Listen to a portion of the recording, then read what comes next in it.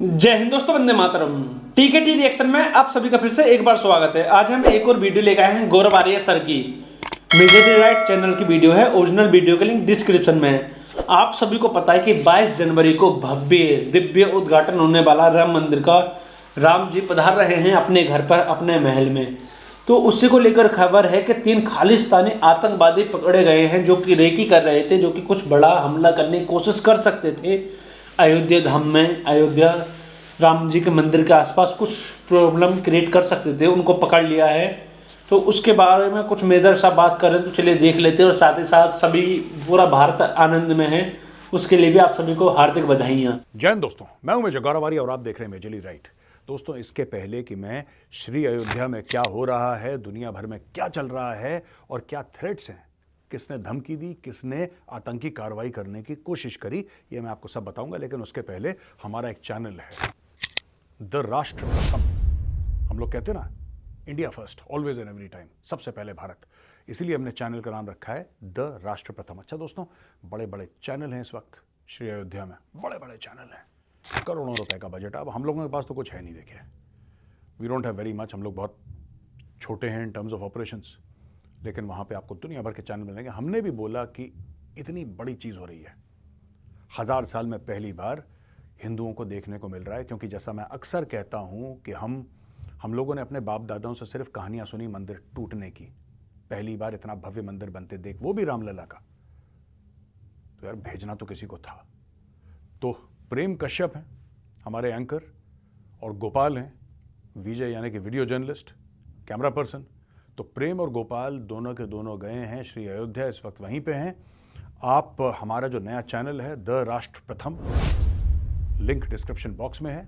मेरी आपसे रिक्वेस्ट है, आप जाइए ज़रा उसको सब्सक्राइब करिए चैनल को, बेल आइकन दबाना बिल्कुल भी मत भूलिएगा, ताकि उनको भी प्रोत्साहन मिले।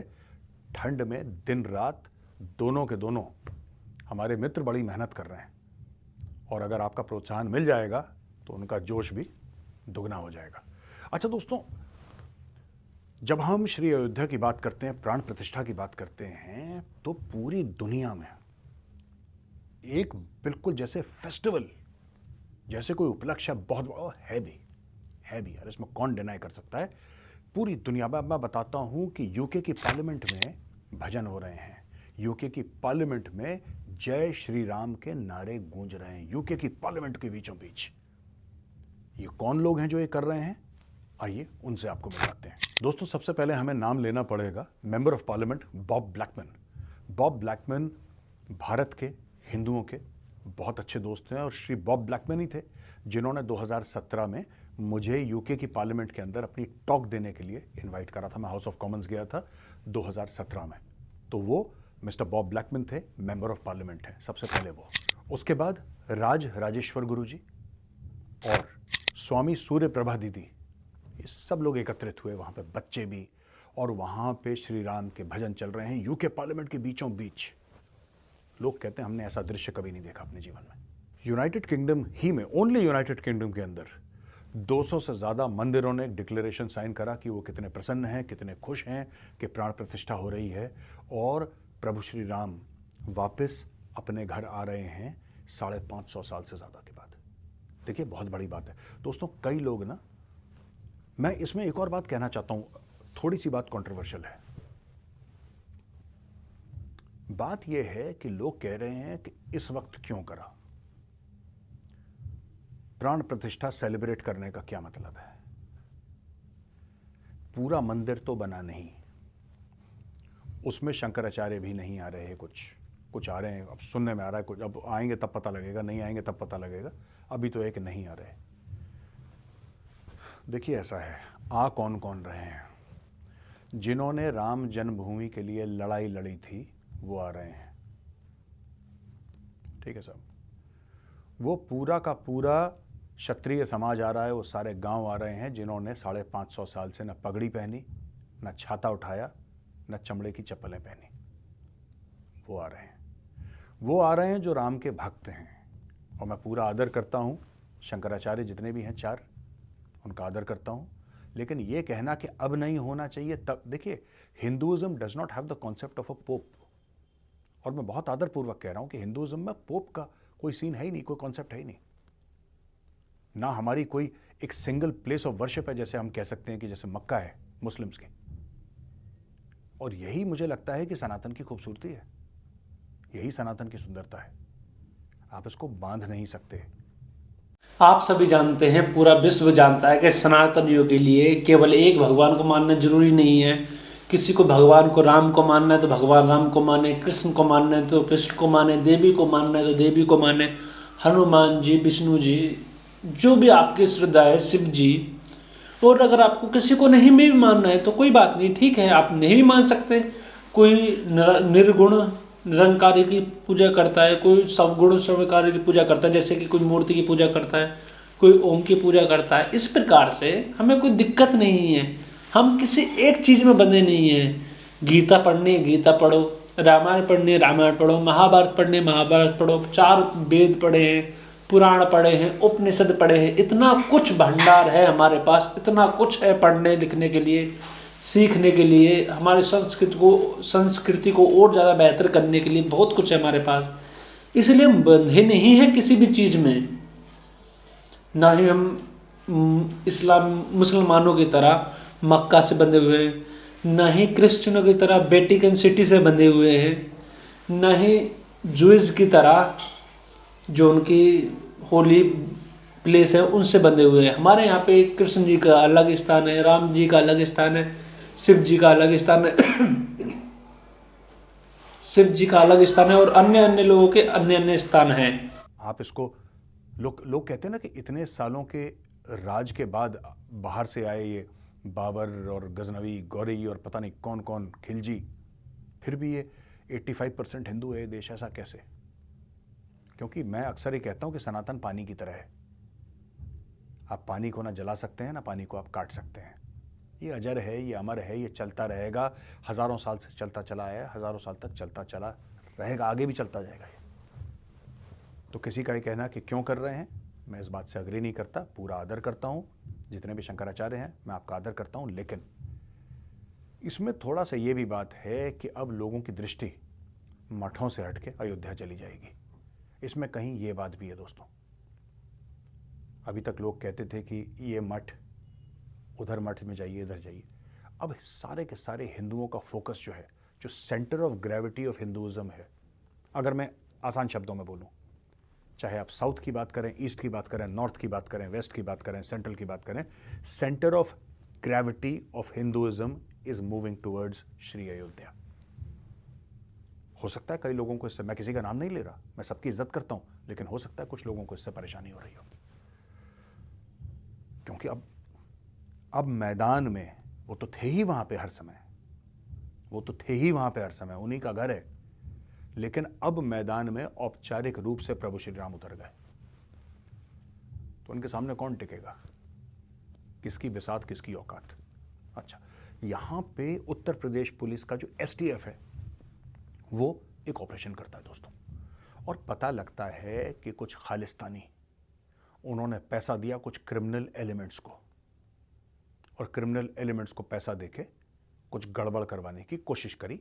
मैं उन क्रिमिनल एलिमेंट्स का नाम भी आपको बताता हूं दोस्तों। शंकर दुसाद, अजीत कुमार शर्मा और प्रदीप पुनिया, ये 3 लोग हैं जिनको खालिस्तानियों ने, खासतौर से गुरपतवंत सिंह पन्नू ने पैसे दिए और बोला कि जाओ अराजकता फैलाओ, कुछ करो, वहां पे गड़बड़ करो। इन तीनों को पकड़ लिया, और इनमें से तीनों का क्रिमिनल बैकग्राउंड है दोस्तों।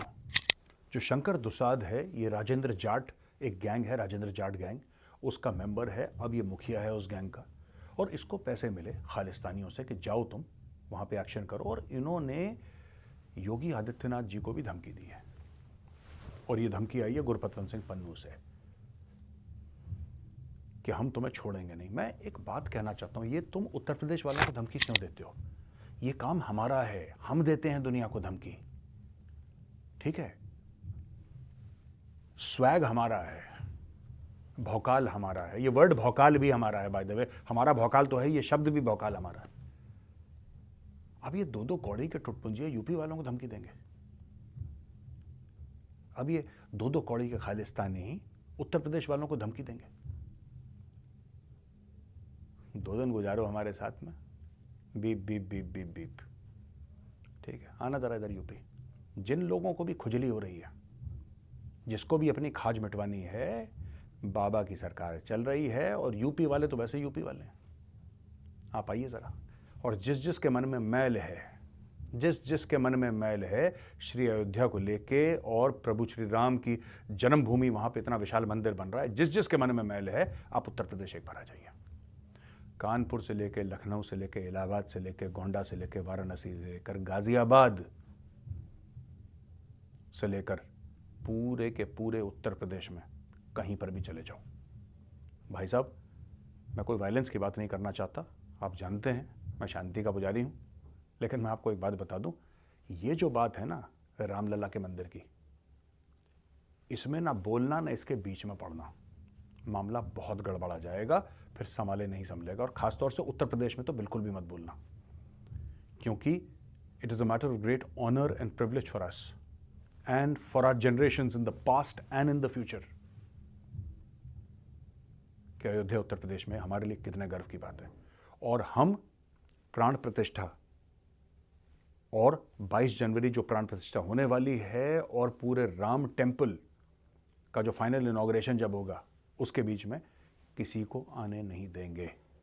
ये बात कान खोल के लोग क्लियर कर लें। जो भी खालिस्तानी, फालिस्तानी, पाकिस्तानी और पाकिस्तानियों के जो यहाँ पे टटपूंजे यहाँ पे पैदा हो रखे हैं ना, जो हल्ला कर रहे हैं, कान खोल के सुन लेना। कुछ बोला ना या कुछ करने की कोशिश करी, ठोक दिए जाओगे। तो वीडियो खत्म हो गई और आप सभी ने मेजर गौरव आर्य सर की बात सुन ही ली। देखिए, ये बात बहुत ज़्यादा सीरियसली सभी लोगों को जान लेनी चाहिए कि इस समय पर हर चीज़ काफ़ी ज़्यादा हाइप पर है। अगर किसी ने भी कुछ भी करने की छोटी सी भी गुस्ताखी की तो उसका अंजाम काफ़ी ज़्यादा भयंकर या भयानक हो सकता है। इसीलिए सबसे बोला जा रहा है कि आप सद्भावनाएं बना कर रखिए। कोई भी अगर गलत मैसेज आता है उसको फॉरवर्ड मत कीजिए, कुछ गलत करने की कोशिश भी बिल्कुल मत कीजिए, क्योंकि एक प्राइड है, एक गौरव की बात है हिंदू समाज के लिए, पूरे भारत के लिए, जो 500 साल से 1000 साल से गुलामी की जंजीरों में जकड़े हुए थे, उनसे मुक्ति की राह साफ होती जा रही है और प्रतिष्ठित होती जा रही है और अच्छी होती जा रही है।